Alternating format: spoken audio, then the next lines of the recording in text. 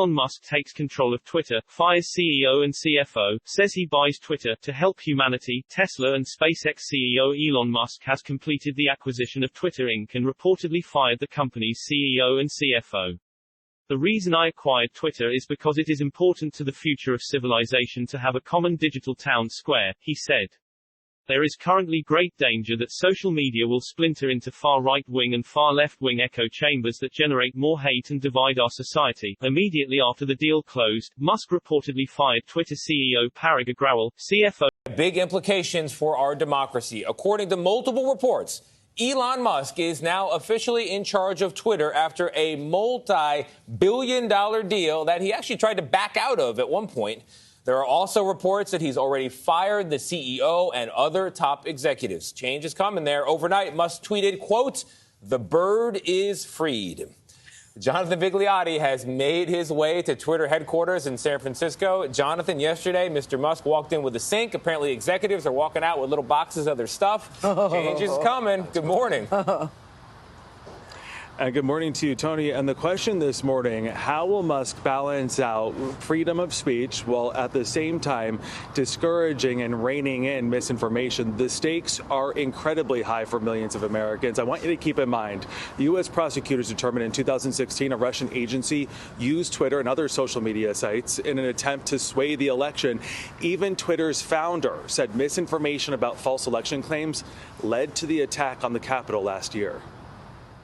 You made an offer to buy Twitter. Billionaire entrepreneur Elon Musk has been talking and tweeting about it since April. Well, I think it's very important for there to be an inclusive arena for free speech. After roaring onto the roads with Tesla, Well, welcome.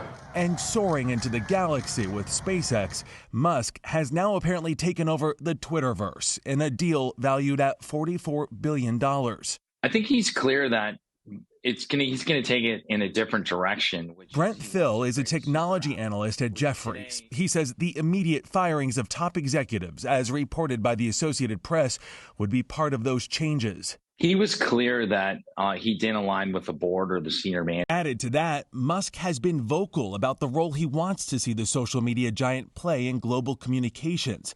He tweeted a message to advertisers Thursday saying in part, "The reason I acquired Twitter is because it is important to the future of civilization to have a common digital town square," voicing concern that traditional media has fueled and catered to polarized extremes. And in doing so, the opportunity for dialogue is lost. He added, Twitter obviously cannot become a free-for-all hellscape where anything could be said with no consequences. But Phil wonders if Musk's business model, where even controversial voices are welcome, will work. In the short term, the only way the financial health continues is advertising. And I can tell you, every advertiser I speak to is running from this platform, not flocking to the platform. And when we talk about the threat of misinformation, there will be a critical test in the weeks to come when millions of American voters head to the polls for the midterms, Tony. Up their voices. Yeah, people will be watching out for misinformation and the like. But to the earlier point, you reported that Elon Musk says he doesn't want a free-for-all hellscape, his words, where anything can be said, no consequences on Twitter. I think the question on a lot of people's minds is, what does that mean for folks who have been banned or suspended? People like, I don't know, Donald Trump, Kanye West. Yeah, a great question, Tony. At this point, we can only speculate at what Musk himself has said publicly. Back in May, he said he would reverse a ban on Trump. His quote saying, morally wrong, flat out stupid to have such a ban. At this hour, we can say right now, Trump is still suspended. Of course, all of that could change, and rapidly. We've seen a lot of rapid decisions in just a few hours once Twitter was taken over by him. He's the chief twit now, as he puts it. Jonathan, thank you very much. Some people say just get your popcorn and let's go. Yes, Elon Musk has finally taken over Twitter, and the Elon Musk and Twitter saga that began with the Tesla billionaire, shoring up the stock in the social platform and raising stock prices, has finally culminated in the takeover of the platform. Elon Musk is now the CEO of Twitter, and day one has been a bloodbath for the existing executives. As Musk took over the platform, he has immediately fired the current CEO Parag Agrawal, CFO Ned Sehgal, Legal and Policy Head Vijay Agade, as well as Sean Edges, the legal counsel, as per the U.S. report.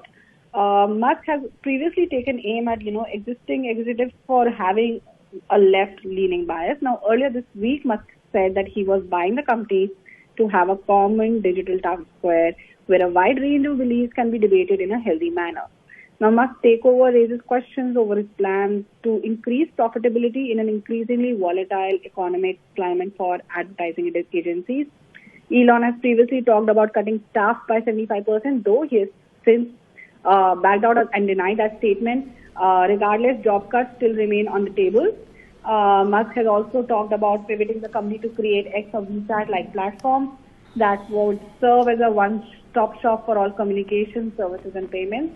It is also believed that he will allow Donald Trump back on the platform as part of his bid to change moderation on Twitter and to create a level platform for speech. Now, moreover, Musk has also suggested that governments and companies might be charged to stay on the platform. So we'll have to see what Elon Musk has planned for Twitter in the future. But right now, it's a very volatile environment. The trading of the Twitter has been held for today at the New York Stock Exchange. All right. So trading for Twitter held on the stock exchange today, as of course this takeover formalities are now being completed. Elon Musk has reportedly fired the CEO, the CFO, as well as the legal head. Thanks, Robina, for joining us with those details. Let's go right across now to NDTV's Priyanshi joining us in the studio for more. Priyanshi, I mean, this has been one of those deals. Will it happen? Won't it happen? First, it was an absolute shock when, we saw that Elon Musk had showed interest in this deal. He then backed out, after which Twitter sort of held him accountable to the deal. And now it's finally done. There's a complete change of guard as far as the top brass of Twitter is concerned. That's right, Rishika. I think all of us remember that tweet that Mr. Elon Musk put out that I'm planning to buy Twitter. That day it seemed like a random tweet, but today he has finally taken over Twitter. It's a saga that started in the month of April when Mr. Elon Musk announced that he holds 9% of Twitter's shares and he is therefore the largest shareholder of Twitter. After that, there was a saga of suits, counter-suits, and finally Mr. Elon Musk has taken over. So the richest man of the world is now in charge of what can be called the most influential platform of the world. Now, after he has taken over, as we've discussed, he's fired the top brass of the company. The CEO, Parag Agrawal, and also the CFO, Ned Sehgal, both have been fired, including other top executives of the firm. That is something that was being expected because Elon Musk had sort of a bitter relationship with Parag Agrawal. Both of them were also involved in a Twitter fight. Remember when Mr. Elon Musk seeked a sort of response from Twitter about fake and spam bot accounts, Parag Agrawal gave a detailed response on his Twitter account, gave a detailed threat, and after that, Elon Musk replied with a poop emoji. So there was a sort of complete public banter that was going on between Elon Musk and Parag Agrawal. So it was clear that Elon Musk wouldn't want him when he timeline a little bit. As I said, it started on April 4th when Musk said that he is the largest shareholder of Twitter. Then after that, on April 4th, Twitter also approved Musk's appointment on their board of directors. After that, this was in April as well. Twitter approved his appointment on the board of directors. Then Musk said that he doesn't want to join the Twitter board of directors. He said that he could express some concerns, and he said that I don't want to join the Twitter board of directors.